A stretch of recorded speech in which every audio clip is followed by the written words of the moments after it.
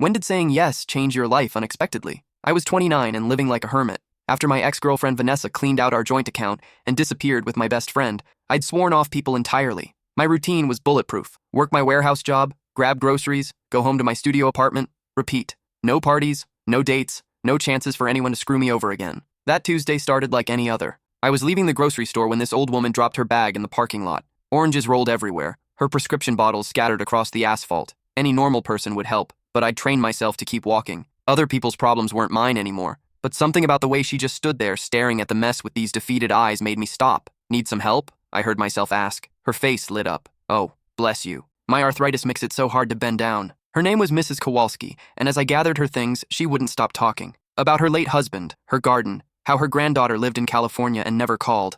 I nodded politely, ready to escape. Then she said something that changed everything. You seem like such a nice young man. Would you like to come to dinner Friday? I'm making too much food anyway, and I could use the company. Every instinct screamed no. This was exactly how people got under your skin, made you care, then left. But looking at her hopeful smile, I found myself saying, Sure, Mrs. Kowalski. That sounds nice. Friday arrived. I almost didn't go. Stood outside her little house for 10 minutes, keys in hand, ready to drive away. But I'd given my word. Mrs. Kowalski's house was like stepping into a time capsule. Doilies everywhere, photos covering every surface, the smell of something amazing cooking. She ushered me in like I was family. Oh good, you're early, she said. Someone I want you to meet. My stomach dropped. She'd set me up. I should have known. That's when I heard the voice from the kitchen. Grandma, do you need help with... A woman appeared in the doorway, and I swear time stopped. Long, dark hair, paint-stained fingers, eyes like warm honey. She was holding a wooden spoon and had flour on her cheek. This is my granddaughter, Zoe, Mrs. Kowalski beamed. She flew in from California yesterday. Zoe, this is the sweet boy who helped me in the parking lot.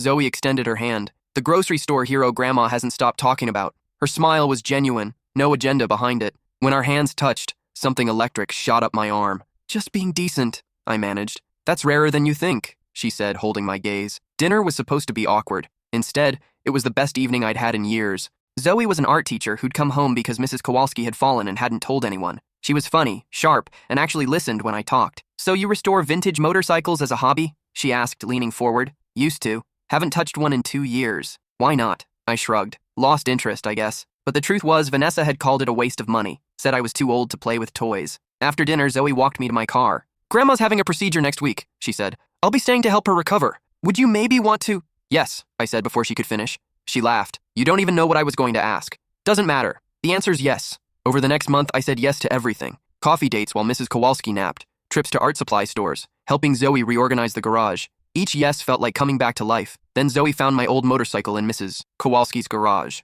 Why is there a beautiful vintage Triumph rotting under a tarp? She demanded, her hands on her hips. I'd stored it there after Vanessa's ultimatum. Mrs. Kowalski had offered her garage when I mentioned needing space. The bike had been my dad's before he died. A 1969 Bonneville he'd restored himself, teaching me everything about engines, patience, and taking pride in your work. Long story, I said, not wanting to explain how Vanessa had made me choose between her and my stupid hobby. Zoe pulled off the tarp completely, revealing the Triumph in all its neglected glory. Dust covered the chrome, but underneath the bones were still beautiful. This is incredible, she breathed, running her fingers along the tank. Look at these lines, the craftsmanship. How could you abandon something this amazing? Someone convinced me it was a waste of time. Her eyes flashed. Someone was an idiot. That weekend, she convinced me to start working on it again. We spread tools across Mrs. Kowalski's driveway while she supervised from her lawn chair, bringing us lemonade and unsolicited advice about young love. I don't know anything about engines, Zoe admitted, holding a wrench like it might bite her. That's okay. You can hand me tools and look pretty doing it. She threw a shop rag at my head. Sexist pig. But she was laughing, and so was I. For the first time in years, I was laughing. Working on the bike together became our routine.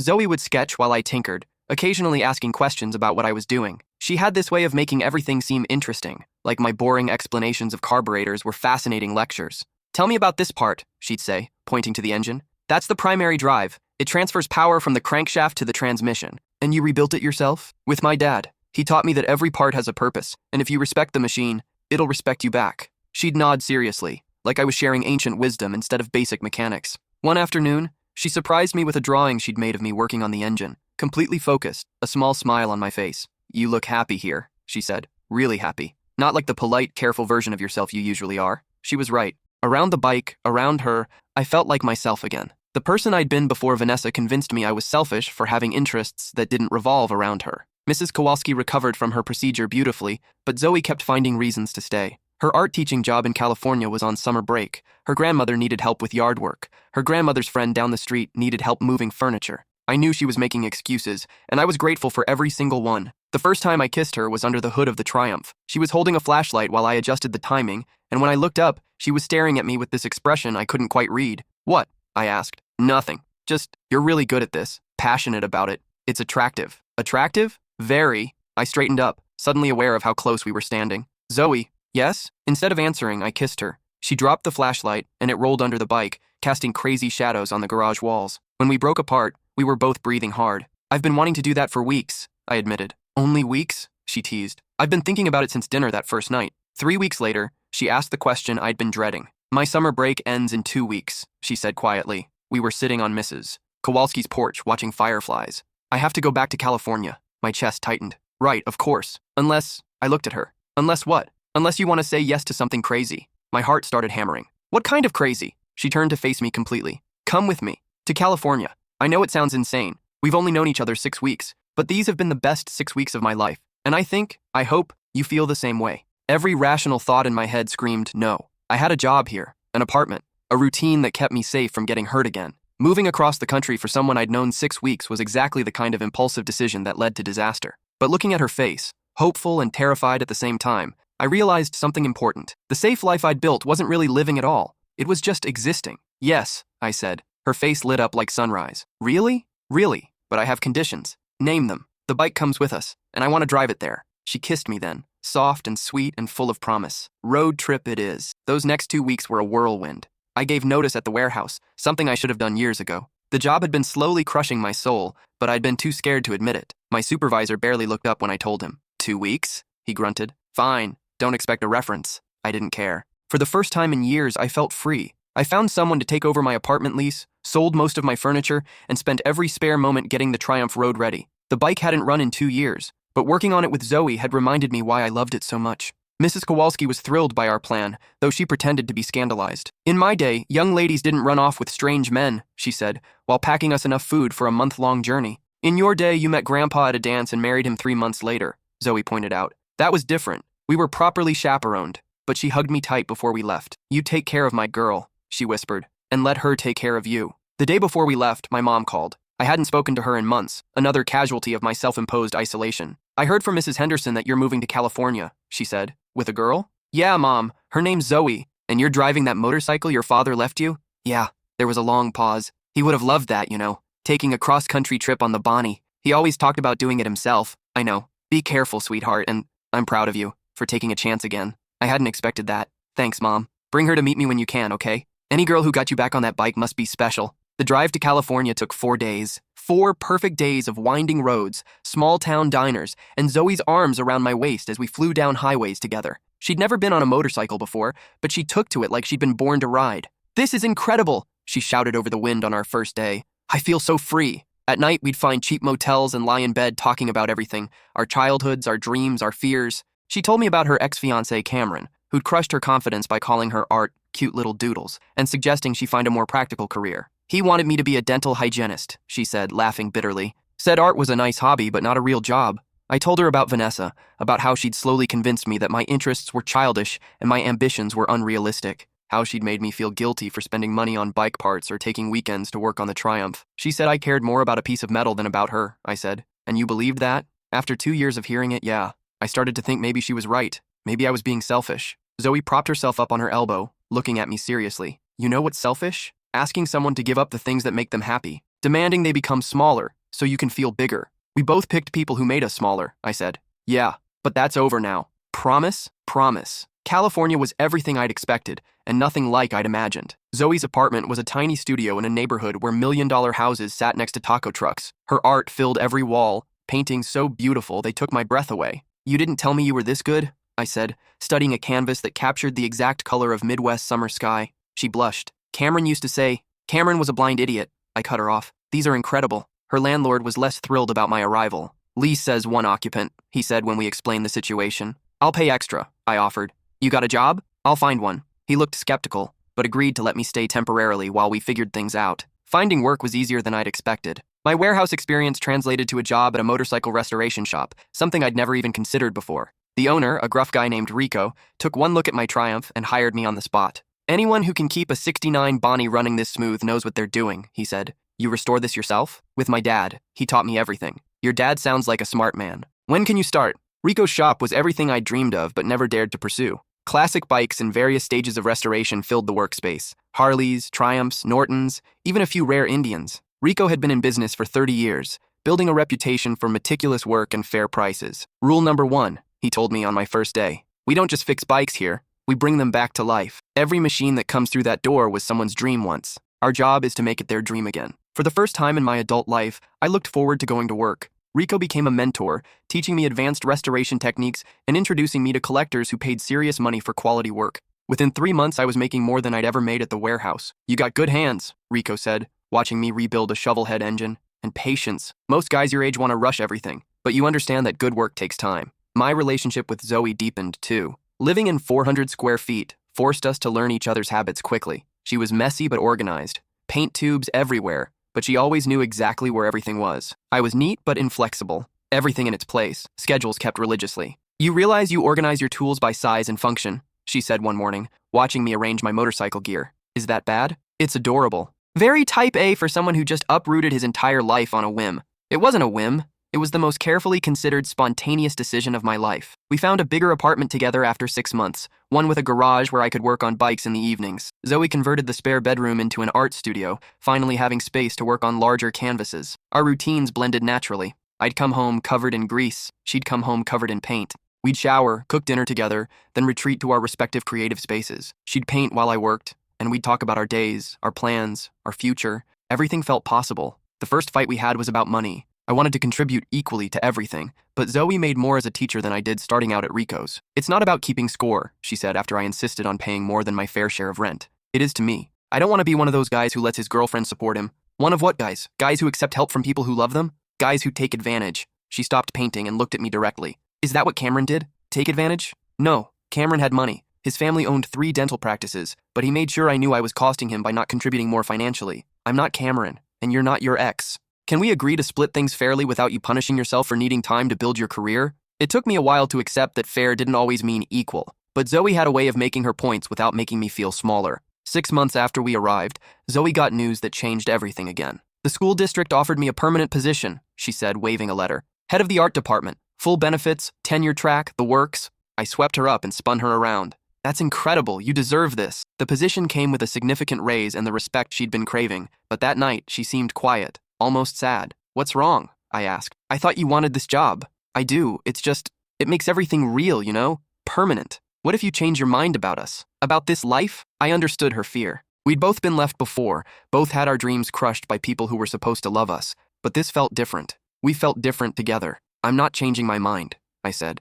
In fact, I have a question for you. Her eyes widened as I dropped to one knee beside our bed. I'd been carrying the ring for 2 weeks, waiting for the right moment. It wasn't much. A simple sapphire surrounded by tiny diamonds, but it had caught my eye in a vintage shop because it reminded me of her paintings. I know it's only been 8 months since we met. I know this all happened fast, but every day with you feels like a gift I don't deserve. Will you say yes to marrying me? She was crying and laughing and nodding all at once. Yes, of course, yes. Even though I picked out the ring without you? Especially because you picked it out without me. It's perfect. It's exactly what I would have chosen. Planning the wedding became our obsession for the next 6 months. We wanted something small but meaningful, somewhere that honored both our backgrounds and our new life together. Mrs. Kowalski settled the debate by announcing that the wedding would be in her backyard. I have the most beautiful rose garden in 3 counties, she declared during one of our phone calls. And I'll be damned if my granddaughter gets married anywhere else. She'd flown out to California twice to visit, falling in love with our life there, but insisting the wedding had to be in her garden among her prize-winning roses. The ceremony was perfect.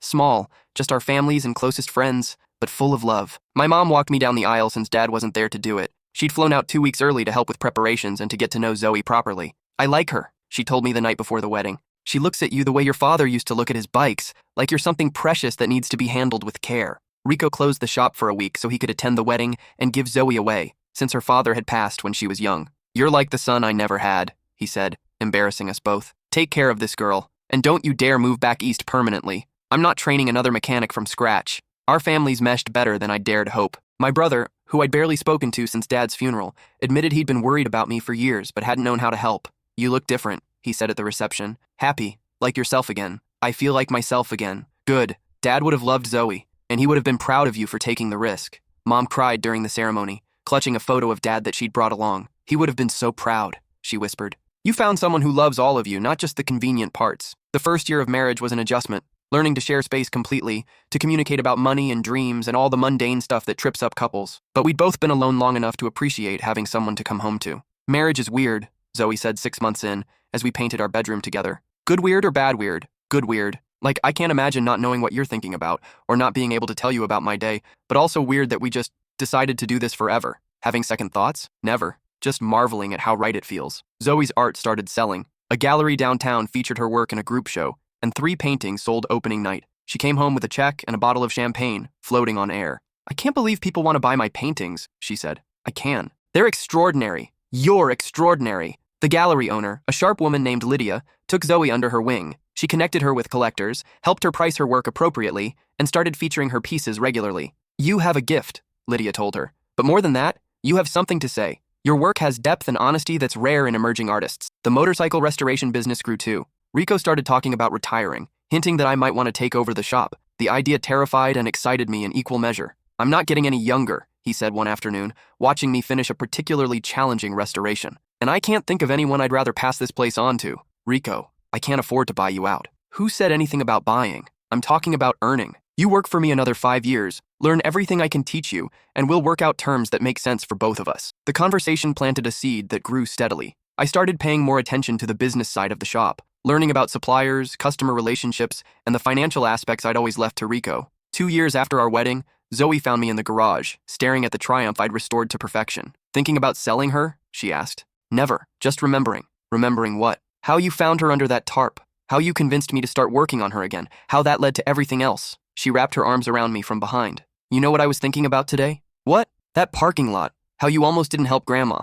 How I almost didn't come home that weekend. How many tiny choices had to align perfectly for us to meet. Scary when you think about it that way. Not scary. Magical. 3 years in, Zoe started talking about kids. At first, the idea terrified me. What if I was like my dad in his worst moments, distant and critical? What if I passed down all my damage instead of the good parts? You're nothing like him, Zoe said when I voiced these fears. Look how you treat your nephew when he visits. Look how you are with the neighbor kids when they come to watch you work on bikes. You're going to be an amazing father. But what if I'm not? What if I screw them up the way I was screwed up? Then we'll figure it out together. That's what marriage is, figuring it out together. We started trying 6 months later. It took a year of hopes and disappointments before we got the positive test. I found Zoe crying in the bathroom, holding the test with shaking hands. Happy tears? I asked. The happiest. The pregnancy was rough at first. Zoe was sick constantly, and I felt helpless watching her suffer. But by the second trimester, she was glowing with health and excitement. Feel this, she said one evening, grabbing my hand and placing it on her belly. The baby kicked, and I felt like my heart might explode. Strong kid,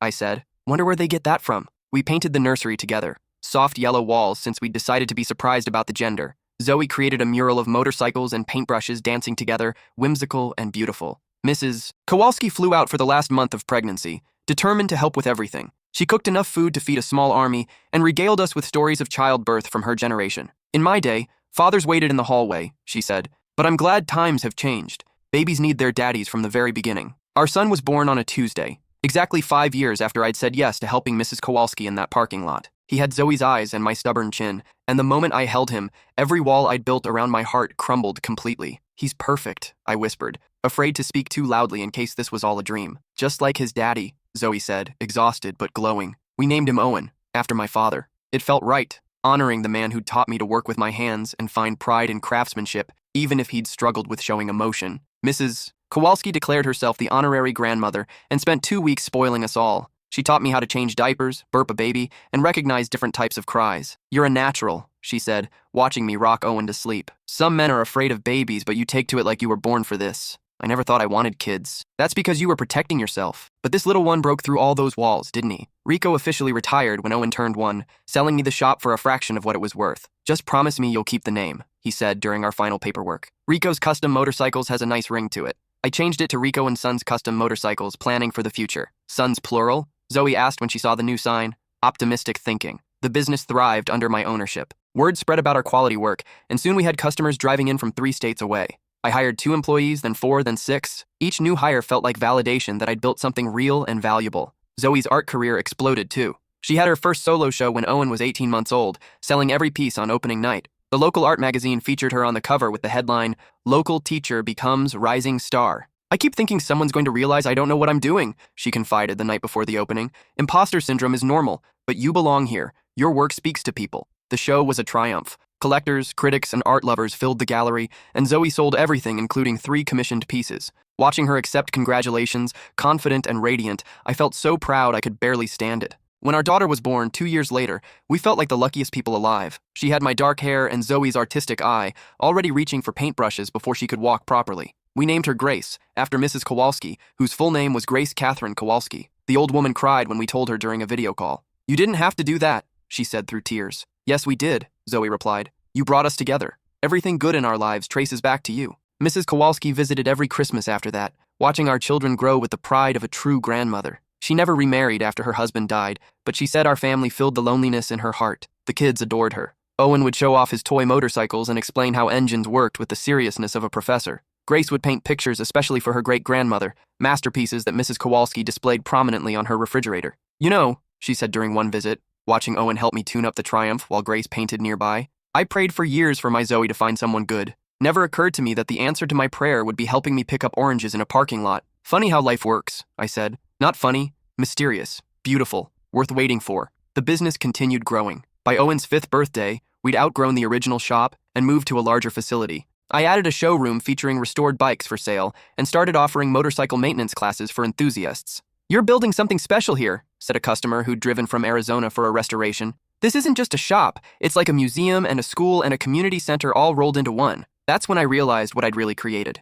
Not just a business, but a place where people came to connect with their passions, to learn, to share stories about their bikes and their dreams. Zoe's teaching evolved too. The school district promoted her to arts coordinator for all elementary schools, and she started a program bringing professional artists into classrooms. Her own gallery shows became annual events that collectors anticipated eagerly. "I never imagined I could have both," she said one evening as we watched the kids play in our backyard. "A teaching career and a gallery career. For so long, Cameron made me think I had to choose." Cameron was wrong about everything. Almost everything. He was right about one thing. Art isn't a practical career, but that's what makes it beautiful. When Owen turned 7, he started asking to help in the shop. I gave him simple tasks, organizing tools, cleaning parts, holding flashlights, but his natural understanding of how things worked amazed me. "Why does this part go here, Dad?" he asked, pointing to a carburetor component. I explained fuel mixture and airflow, expecting him to get bored. Instead, he asked follow-up questions that showed he was really listening, really thinking. "He's got your brain," Zoe observed, watching us work together. "And your curiosity." Grace, meanwhile, was developing into a serious artist.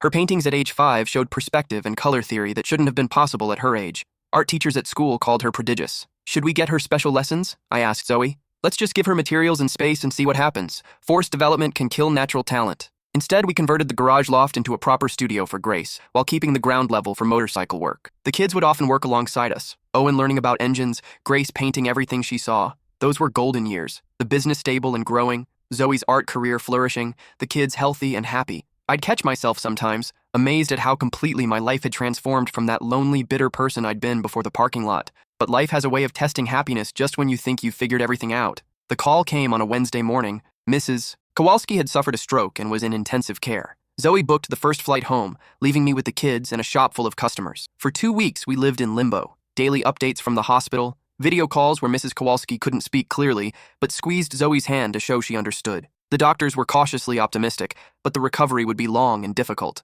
"I need to stay longer," Zoe said during one of our nightly calls. "She needs more help than I realized. The house is falling apart. Her finances are a mess and she's scared." "How much longer?" "I don't know. Maybe a lot longer. Maybe, what if we moved back? At least for a while?" The idea should have terrified me. We'd built our entire life in California, our careers, our home, our community. But looking at Owen and Grace, I realized something important. "What do you think, guys?" I asked them. "Want to go live near Great-Grandma Kowalski for a while?" Owen's eyes lit up. "Could I go to the same school Mom went to?" Grace nodded seriously. "Great-Grandma needs us." That settled it. We began planning the biggest move of our lives. Rico had connections in the Midwest who might help me start a new shop. Several customers offered to write recommendations. Zoe's principal, devastated to lose her, nonetheless promised glowing references. "You're doing the right thing," Rico said as I explained our plans. "Family comes first. And honestly, the Midwest could use someone with your skills." Selling the house and shop was emotional, but surprisingly smooth. The new owner of Rico & Sons was a former customer who'd always admired our work. He kept all our employees and promised to maintain our standards.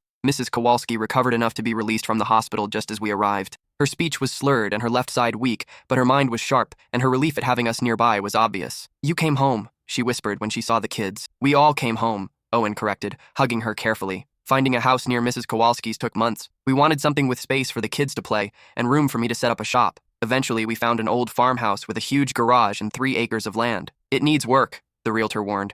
"That's okay," I said. "We like projects." Setting up the new business was harder than I'd expected. Building a customer base from scratch, establishing relationships with suppliers, learning local regulations. But slowly, word spread about the guy from California who really knew vintage motorcycles. My first big break came when a collector brought me a 1948 Indian Chief that had been sitting in a barn for 30 years. The restoration took 6 months and cost more than most people's cars, but when it was finished, it was museum quality. Photos of the Indian appeared in motorcycle magazines, and suddenly my phone was ringing constantly. Collectors, dealers, and enthusiasts from across the region wanted to know about this new shop in the Midwest. Zoe found her footing too. The local school district snapped her up as arts coordinator, and she started a weekend program at the community center. Her first gallery show in our new town sold out completely. "It's different here," she said after the opening. "More personal. People aren't just buying art, they're investing in their neighbor's dream." The kids thrived. Owen joined the school's robotics team and spent every afternoon in my shop, learning advanced restoration techniques. Grace's art teacher called her the most naturally gifted student I've ever encountered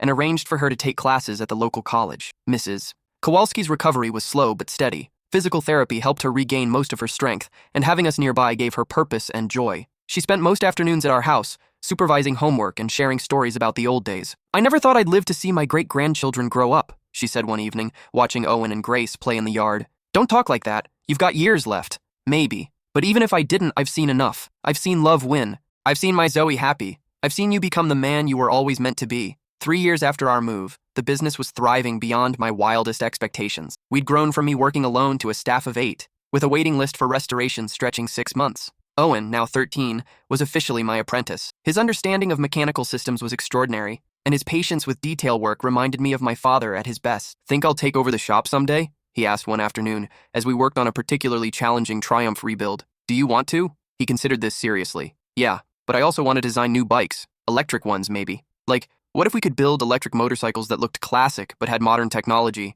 That's not a bad idea. Innovation built on tradition." Grace, now 11, was preparing for her first solo art show. Her paintings had evolved into complex works that captured emotion and movement in ways that stunned everyone who saw them. "She's gifted beyond her years," said the gallery owner. "But more than that, she has something important to say. Art this honest is rare at any age." Watching my children develop their talents, surrounded by love and encouragement instead of criticism and doubt, felt like healing something broken in myself. The 4th winter after our move was harsh. Mrs. Kowalski caught pneumonia and spent 2 weeks in the hospital. We thought we might lose her, but she fought back with characteristic stubbornness. "Not ready yet," she whispered when I visited. "Still got things to see." She lived to see Owen win the state championship in robotics and Grace's solo show receive a standing ovation. She lived to see Zoe's art featured in a national magazine and my business profiled in a motorcycle industry publication. "I'm proud of what you've all become," she said during Christmas dinner that year. "But mostly, I'm proud that you found each other. Love like yours changes the world, one family at a time." Last month, Mrs. Kowalski passed away peacefully in her sleep at 89.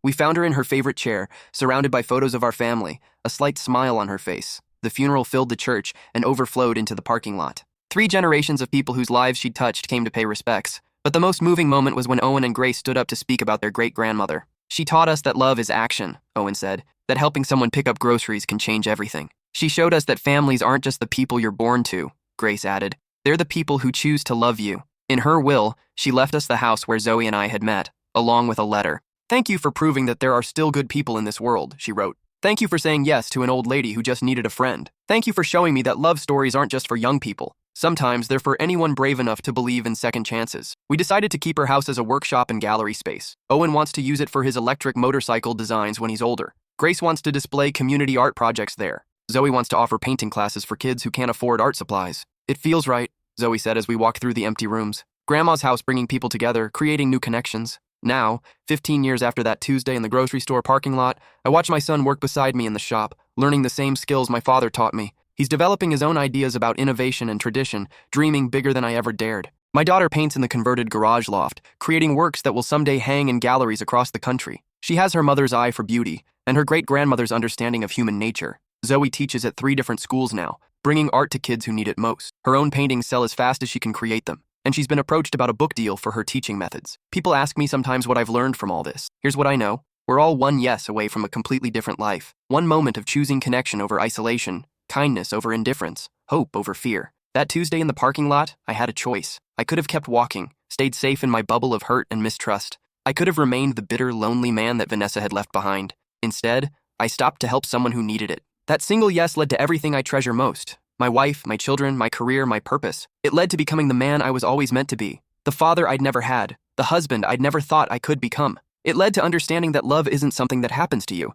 It's something you choose every day in small moments and big decisions. It's saying yes when it would be easier to say no. It's stopping when it would be simpler to keep walking. So when life asks you a question, when someone needs help, when an opportunity scares you because it matters too much, say yes. You never know what door you might be opening, what life you might be stepping into, what love you might be inviting in. Sometimes the biggest changes start with the smallest acts of courage. Sometimes helping someone pick up oranges in a parking lot changes everything. Sometimes saying yes is the beginning of your real life. And sometimes, if you're really lucky, that yes echoes through generations, creating a legacy of love that started with choosing to care when it would have been easier to walk away. That's when saying yes changed my life unexpectedly, and I'd make the same choice again in a heartbeat, knowing now what it led to.